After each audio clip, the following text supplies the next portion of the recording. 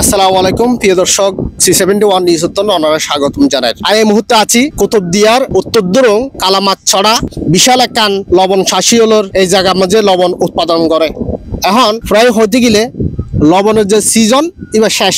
ওনারা জানন এই লবণের দর সংস্কার, লবণের দ্রব্যমূল্য বৃদ্ধির পাশাপাশি শাসিওলর অধিকার আদায় ইদানিন এই লবণ লইয়ে লবণের দ্রব্যমূল্যর সংস্কার লাই বেশি হাইলাইট হইয়ে পেপার পত্রিকা হইতে বড় বড় অনলাইন মিডিয়া হইতে অনেকেই এই লবণের মূল্য বৃদ্ধির লাই আওয়াজ তুললে আন্দোলন হইয়ে।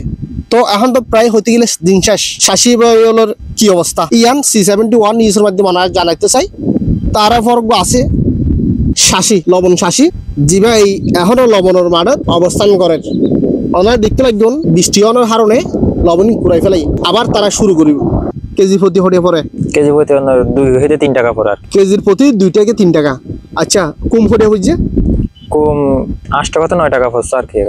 প্রিয় দর্শক খেয়াল করিবেন, 1 কেজি লবণের দাম বর্তমান চলে 2 থেকে 3 টাকা। এই লবণের জমি পরিচর্যা হইতে মানুষের ফিজিতে টোটাল 8 টাকা করিয়ে খরচ হয়েছে, বিক্রয় 3 টাকা করিয়ে, তার মানে আরো 5 টাকা লোকসান। তো ওনারা দিন শেষে যাইয়ে ওনারা তো বিভিন্ন সংস্থা হইতে, সরকারি প্রতিনিধি হইতে, অনেক জনসচেতন মানুষ হইতে, বাণিজ্য মন্ত্রী হইতে বিভিন্ন কি ওনারা আশ্বাস দিয়ে লবণের দাম বৃদ্ধি করিব। ইয়ান এখনো কি এখনো দেখা যাচ্ছে না। এখনো 200 টাকা লবণের দর আমাকে আশ্বাস দিছিল, ওই যে ডক্টর ইউনূস ভাই আশ্বাস দিছিল যে কিছুটা লবণের দর বাড়াবে। এখন তো দেখা যাচ্ছে না, এখনো 200 টাকা লবণের দর। এখন আমরা এই যে পোষাইতে পারছি না যে 200 টাকা লবণের দর বিক্রি করে। এখন আমাদের এই বাড়িঘর ফ্যামিলি এখন খুব অভাবী, খুব অনাহারে। এখন এই সামনে ঈদ গেছে, আমাদের ঈদে কাপড় চোপড় কিনতে পারি না। এই লবণের মাঠ করে অনেক আমাদের লস হয়েছে।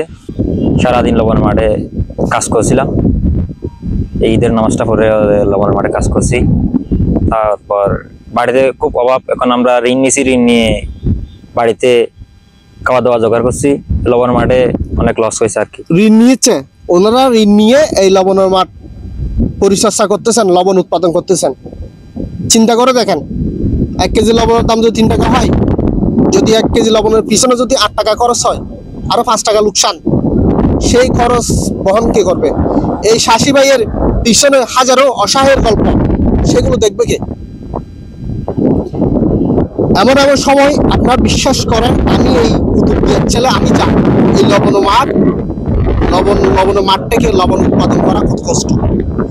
সারাদিন রোদে পড়ে বৃষ্টিতে ভিজে, কোন সময় বৃষ্টি আসে দৌড়ে চলে আসতে হয়, সতর্ক থাকতে হয়।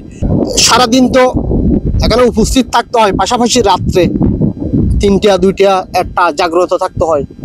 এমন কষ্টের পরিশ্রম যদি না আসে, তাহলে এই পরিশ্রম করে কি লাভ? এই দুর্দশার গল্পগুলো কি মিথ্যা?